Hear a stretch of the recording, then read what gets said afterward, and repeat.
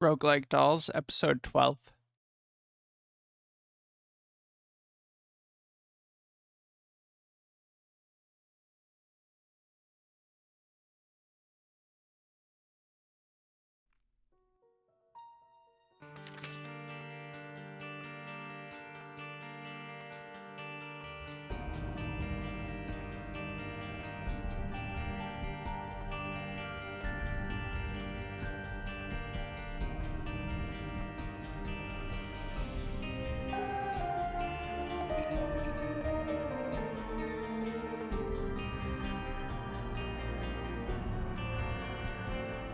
Hello and welcome to Roguelike Dolls, episode 12 with Molly.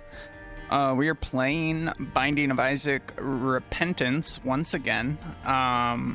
We're gonna go ahead and start a run as Bethany. Probably let's go with normal mode. So Bethany is a new character which was added in Repentance. She's got great hair, and she has this item which spawns these little wisps, I guess you could call them. They're sort of an orbital item. Guppy's collar is fantastic. The wisps will block shots. They don't have super high HP. Oh, I'm getting trapped by these dudes, but it'll be fine. We outmaneuvered and outplayed them. She has the quirk of not being able to pick up soul hearts, which makes it a little bit harder for her to protect her devil deal, or angel deal in this case. But it does allow her to spawn a lot more wisps using the soul heart she collects. If you look to the left of the screen, you can see a counter. I guess we're out of... No, we have one more room.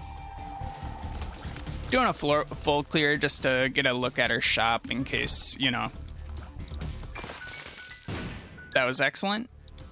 Sort of an accident, but we'll take it. We got 2 wisps now, which puts us in a slightly more offensive and defensive posture for fighting the boss. We got quite a few cents. 7 cents is enough for a discounted item, or perhaps a soul heart, which isn't very good, but we already have a card, so we're gonna go 2 cents into the machine. Black candle is fantastic. Discounted soul heart is intuitively more valuable than card, but a card could be really cool if it's like the devil. We'll just use that right away. That's pretty good. We got 3 wisps. We got our secret room for free. We have 3 bombs and a key, which is going to be great for floor number 2. Our super secret room could be here or here, which we will look for.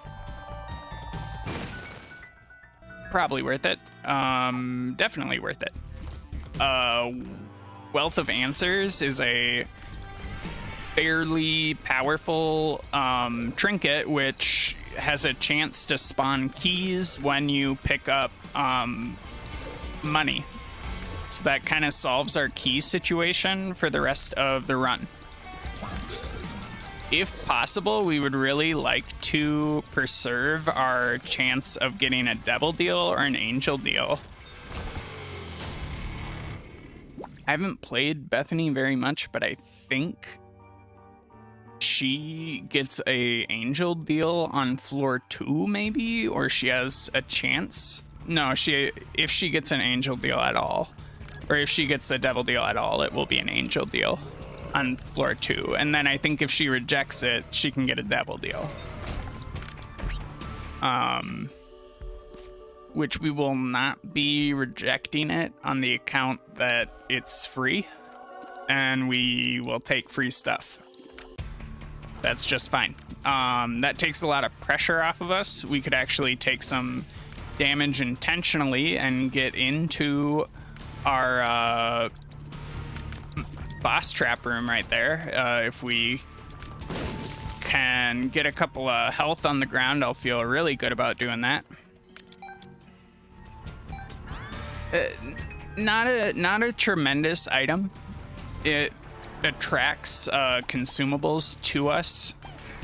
I think it will also attract bombs to us, which isn't good. We should have left that hard on the ground, but it's fine. Worst case scenario, we are gonna have a couple of hearts usually on the ground after beating the boss. Sure. We would love an activatable item.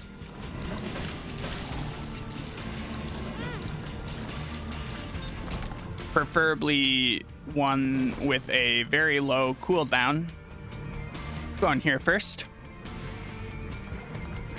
Well, you know, ask and you shall receive. Lemon Mishap is a 2-room cooldown, and it puts some amount of creep or something on the ground. Ooh. Very glad I took that instead of going to the store. Oh my god, we're gonna die. Do not die. Looks like Lemon Mishap spawns a tier with a high rate of fire, or a wisp with a high rate of fire.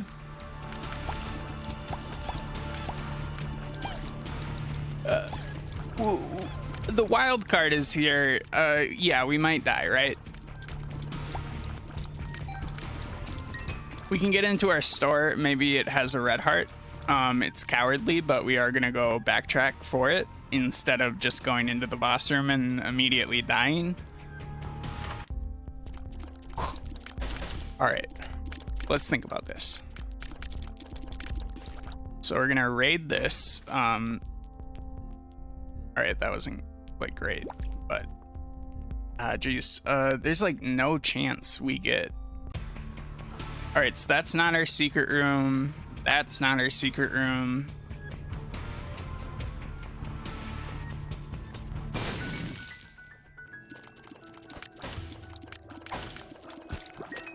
Okay, that makes me feel pretty good. Car battery would be great, but there's like no way unless we get like pageant boy or something from this boss kill.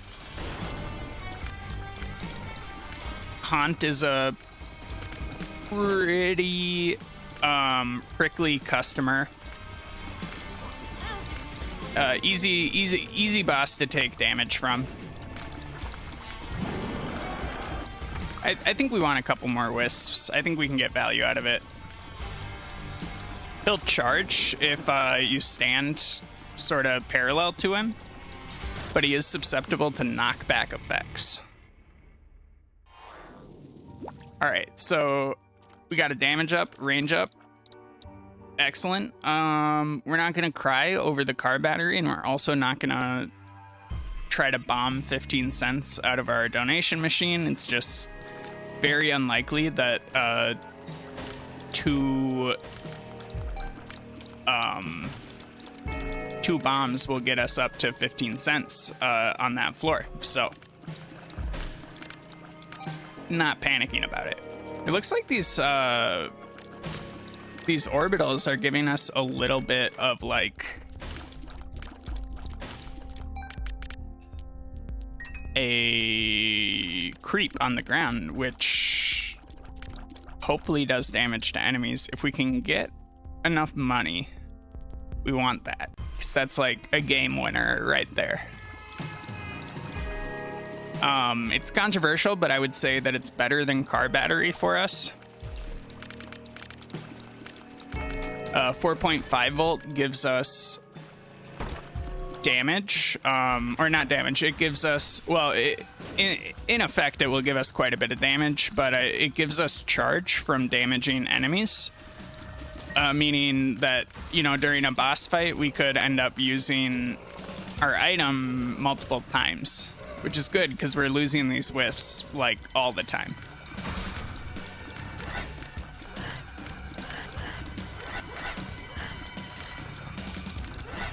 I'm in no way complaining about Lemon Mishap, being that we got it for free in a crawl space. which the price was right on that transaction. Oh. We lost our angel deal chance, but we're not sweating it.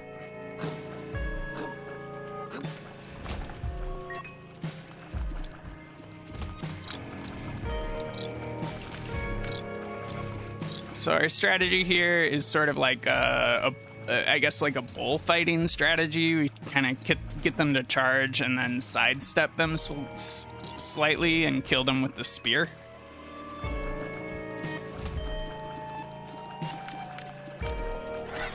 I guess we want to use Lemon Mishap when it's up. It's not like especially valuable to us. Save.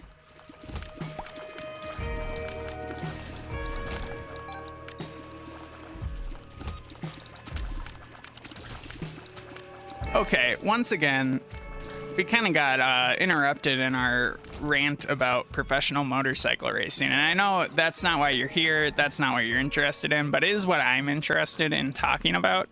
So we covered physical resources, and then the other really interesting component of the sport is that the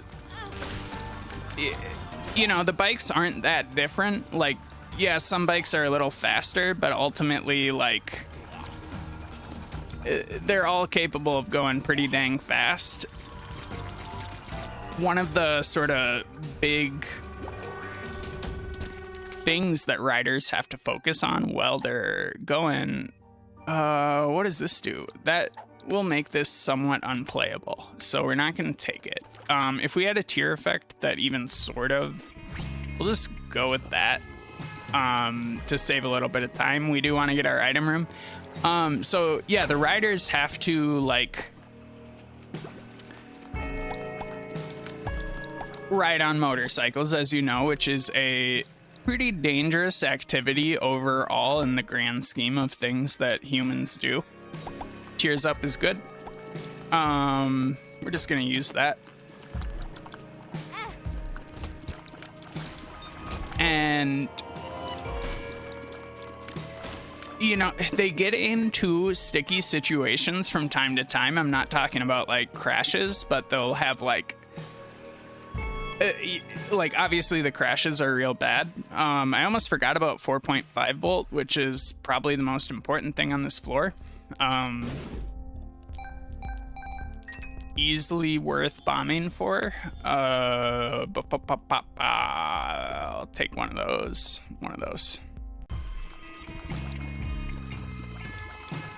Why did I pay for that? We had a health here. I don't know. We didn't find the secret room, so we could just start bombing stuff. I think this is a valid location. Huh.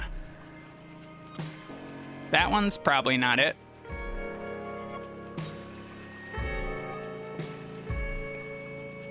Yeah, so they really have to, like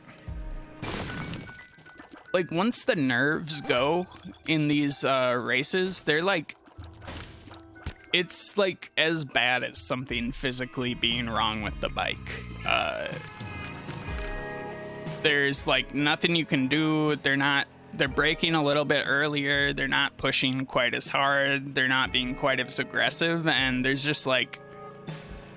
no way. And then the other factor is sort of the physicality of the races. A lot of the times, you know, they're racing in places that can be pretty hot, and the season starts kind of in the spring and goes into the summer.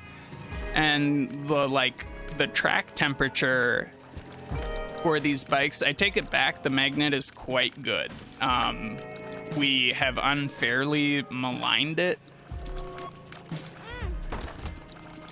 And for that, I apologize. Oh, spiders. Excellent. Pills, yeah. Range up. Nothing wrong with that. Yeah, so like physicality. So for one, you're kind of like squatting for like 45 minutes on top of a bike that is like, I don't know what the precise temperature is, but needless to say, it's well above your sort of comfortable body temperature that you normally have. It's a large hot rocket ship that you are straddling with your body. What do we got? Lemon party's great. Should be available. There we go. And then the sort of ambient track temperature right above, that's steam sailed 2 runs in a row. Our greed fights have been very good. Yeah, the ambient track temperature can be like 145 degrees Fahrenheit in some cases, like right above the track. It's kind of where the riders are. So, not that it doesn't get hot in like a Formula One car, because that's not fair to say. But you're a lot more exposed in MotoGP.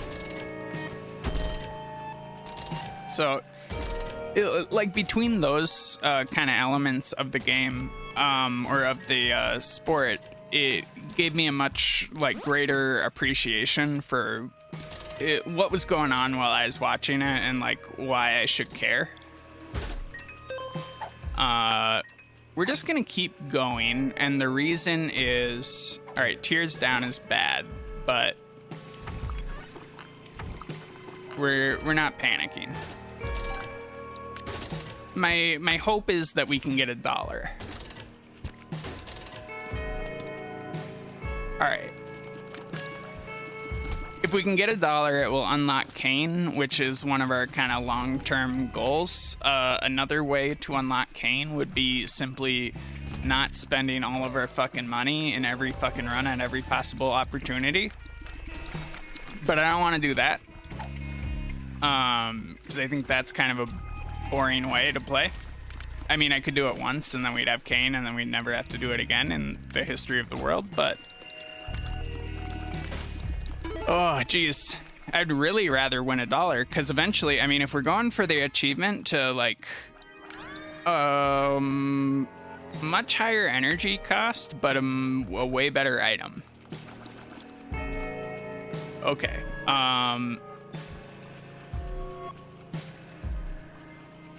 So we did not get a health up this run, meaning we are at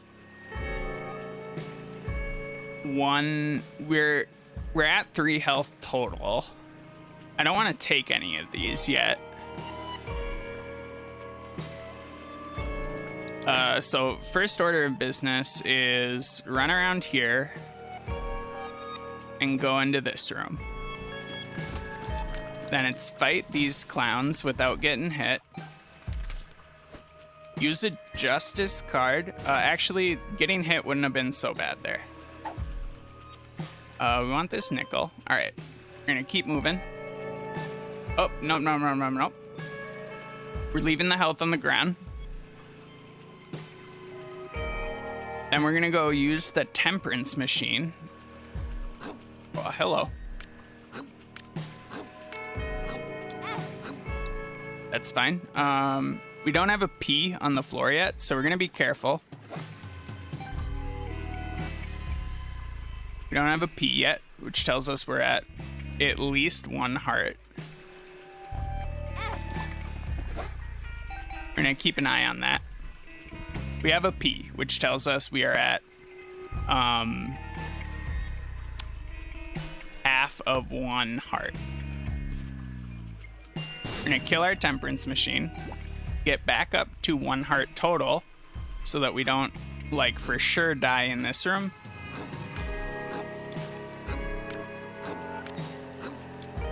You know, we'll take the L.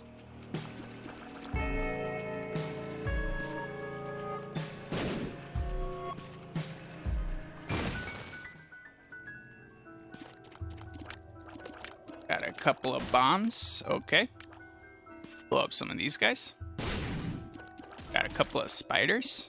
Blow up a couple more. Okay. Not particularly valuable, but not a huge emergency. We now have access to this boss trap room, which was a ton of effort for 1 luck up and a couple of keys. And, you know, a situation that could get us easily killed, but we'll go with it. You're seeing the raw power of our buddy Pinking Shears. Just absolutely decimated. Fistula, I think, was the name of that boss. Overall, we didn't take any damage and we didn't die, so we're gonna call it a huge win.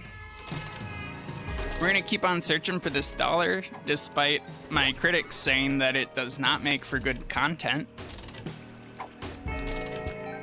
Joke's gonna be on them when we finally get this dollar. We got a second pretty fly, which defensively is great. It will give us a much higher chance of getting our devil deal eventually. Oh, excuse me. We have 24 keys, which is plenty. Oh, fuck. We're just gonna keep moving. All right, we took a damage. It's okay.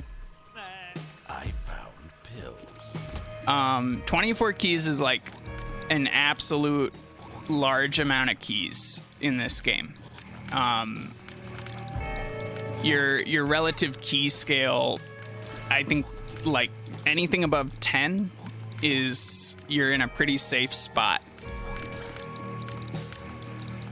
We have 1 guppy item, so it would be cool if we found Cursed Tail. That would give us a lot of golden chests to work with, which could convert into more resources and items. Okay, I think our health is pretty good. We must be at like 2 red hearts. We'll get that going. We'll maybe use a bomb. Try not to take any damage. Perfect fight. Coin purse, which we won't use for fear of getting a like a teleportation pill, which would ruin our angel deal. We'll just wait for a second. I'm blowing these up because we have plenty of you know, we have plenty of bombs, and if we could get like a quarter or like the random achievement for destroying pots, like, oh, you destroyed 76 pots, congratulations, you've unlocked you know, 6 challenges and a new item, that would be great.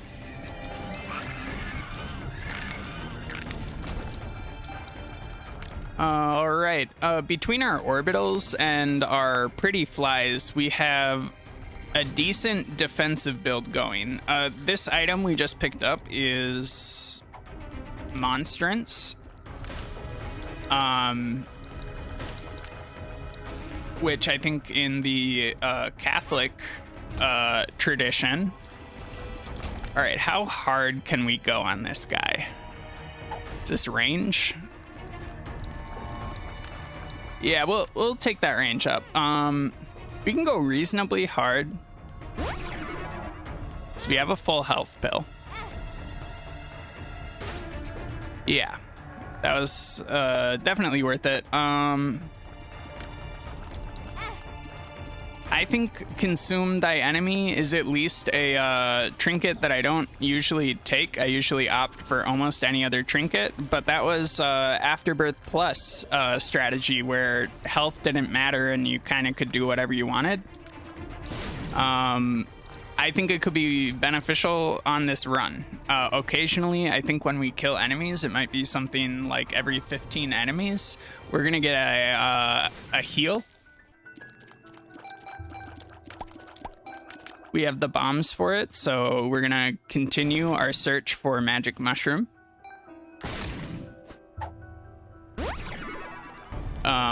We didn't find it, but we got a stat up. Nobody's complaining about it. Some people are complaining, but in my opinion, they're very entitled, and it's a little bit embarrassing.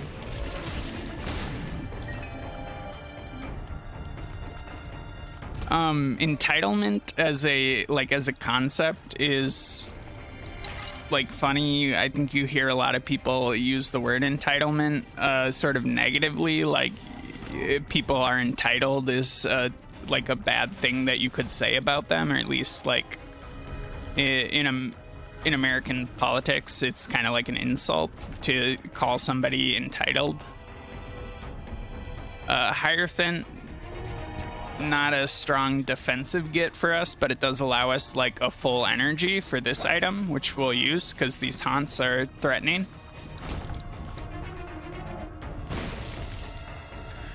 None of those are tinted rocks. We have not yet found the item room or the store on this floor, which would be great. So far, I'm a huge fan of monstrance. So my thought on monstrance that I didn't finish is I think in the Catholic faith, which I was raised in, monstrance is a sort of holder for the Eucharist, which is the again in the Catholic faith, the literal body and blood of Christ. So we have a holy aura. I would say, am I currently a Catholic? No, I might be like a Catholic apostate. I was confirmed in the Catholic Church. My confirmed name was Malachi. It was just a name that I thought was really cool growing up. My parents kind of, I guess, I think everyone who gets confirmed in the church is kind of like shuffled through by their parents to some extent. For my Christian denominations, I think a lot of Christian denominations do have some concept of confirmation. Or at least I know like Lutherans do. There's a lot of varieties, but it's sort of like a sacrament that you receive or engage with when you're like an adult in the church. It's sort of like the passage of from childhood to adulthood. Which floor are we on? Necropolis 1. We might as well go fight the boss. We'll use that right away. I don't think we need we should just avoid that guy. We messed up our Devil Deal chance a little bit, but not too bad. Secret room, super secret room could be there. Would have been nice. I think. All right, so there's like super secret rooms now. I haven't seen one in game, but I've like seen someone get one in a game. And I'm even less familiar about what the rules are for the secret room. They're like red. They're sort of in a random placement on the map.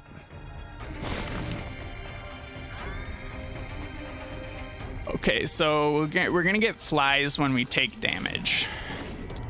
Emperor, High Priestess. Emperor is more useful for us.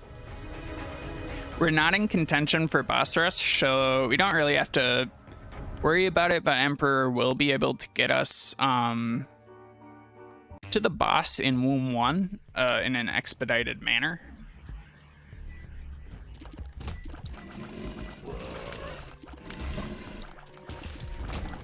Do any of these look tinted to you? Not to me. Infested.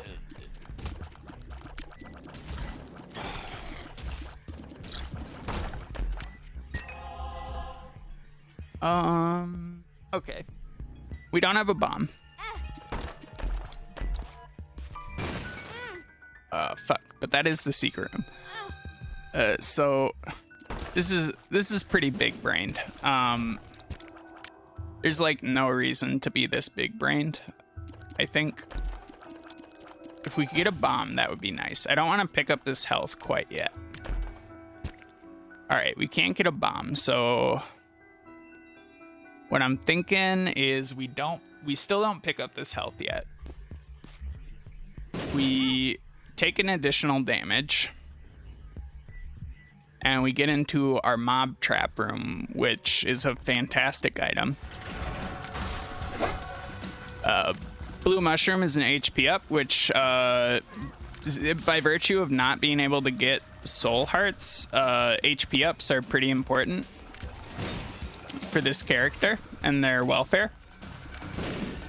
It also makes devil deals pretty expensive to take unless you're doing exceptionally well HP wise. We have 2 bodies going at the moment.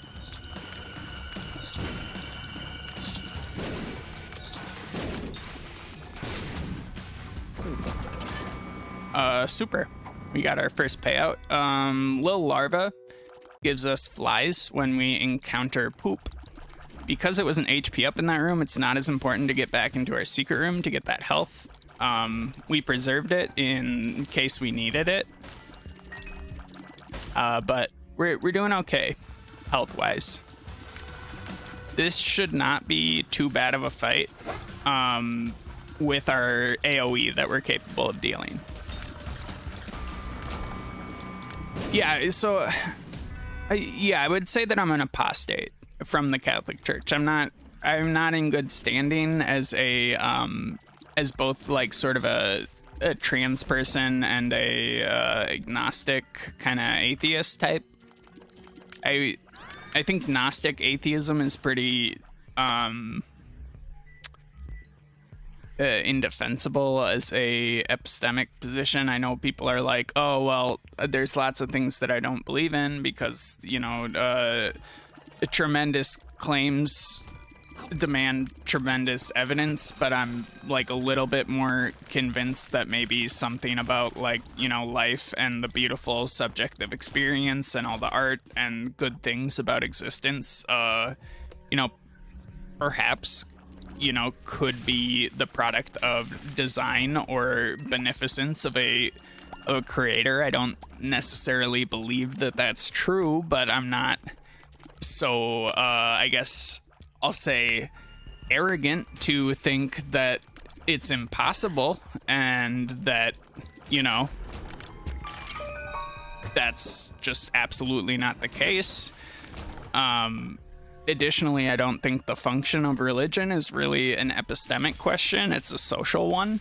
And I think the social benefits of religion, especially in a world where, you know, there's poverty, are pretty important.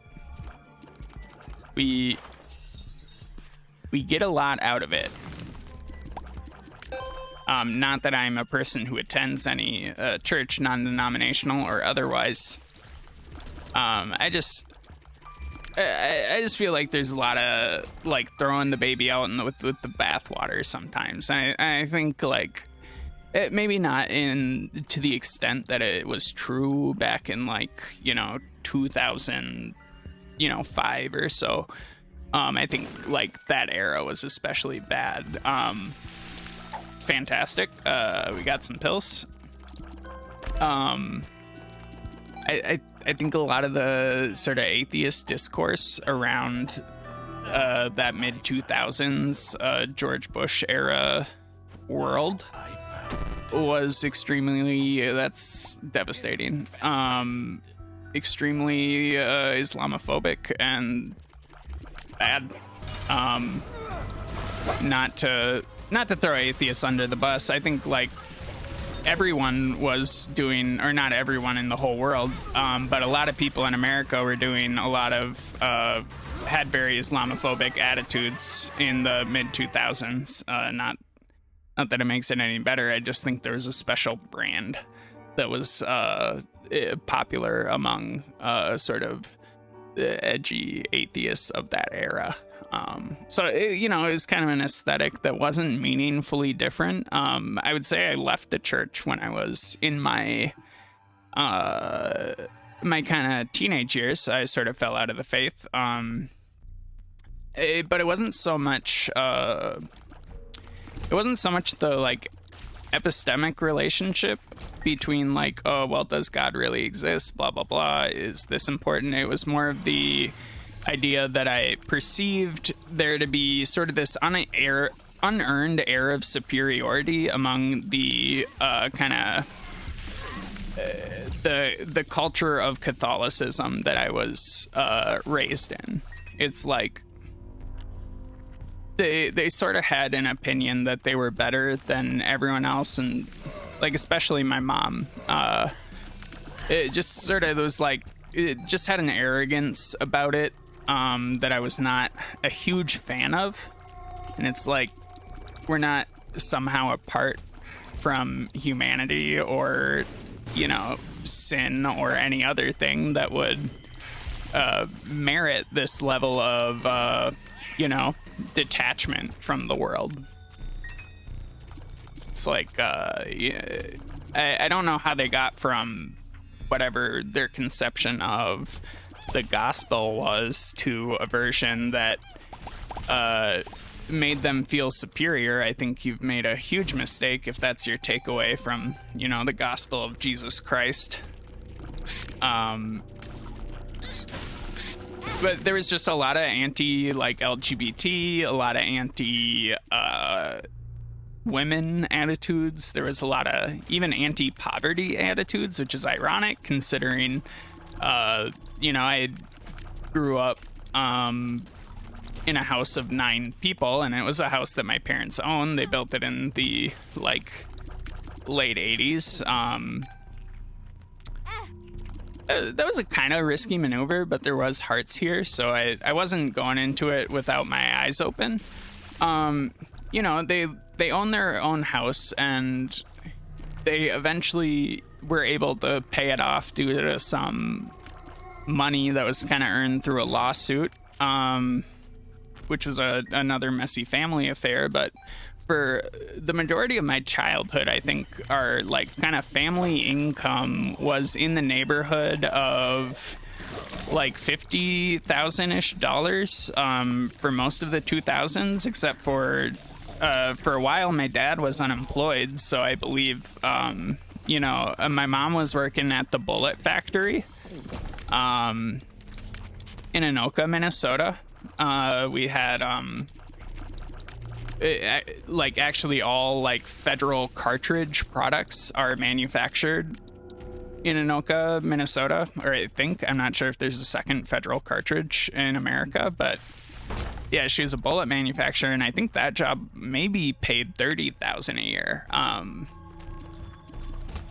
And like, it just, you know, was not necessarily a great position. It was sort of a manufacturing job. She did get benefits from it, which was good. Risky, but we're gonna take this. We like poison. We do have a crap ton of soul hearts, so I think we can just like nuke the boss down. Which, you know, 30,000 and 50,000 isn't exactly the poverty line. And I'm not trying to tell some sob story. I guess my point is that we weren't exactly like, you know, Rockefellers. 48-hour energy is pretty cool.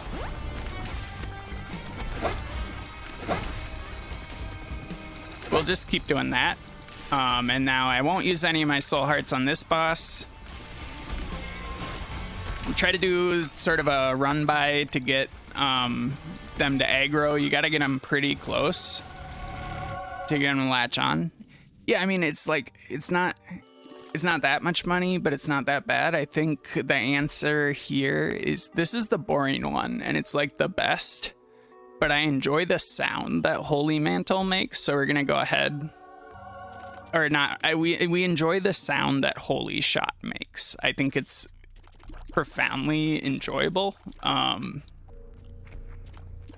this is like the greediest play of all time, and like super like marginally beneficial, but if we could somehow find like, you know, 10 more cents on this floor, or 13 more cents, we will be able to get Kane unlocked, which would be great. So we'll use up our bombs doing that. This is a good chance to get that. Oh, we're so close. Fuck. We need 5 cents. All right. Do we have unexplored rooms on this floor? No, we did a full clear because we're super cool.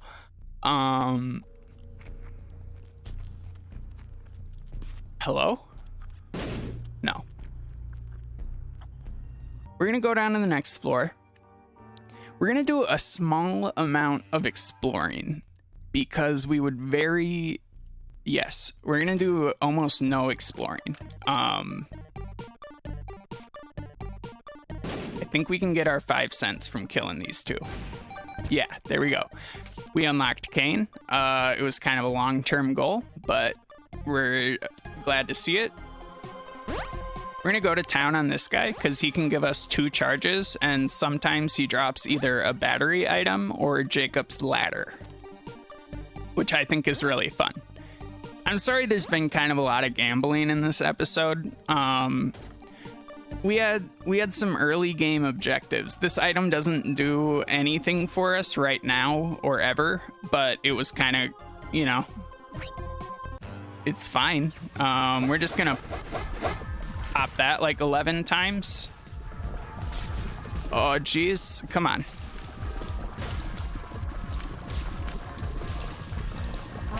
And then we should just be able to go like that and hang out.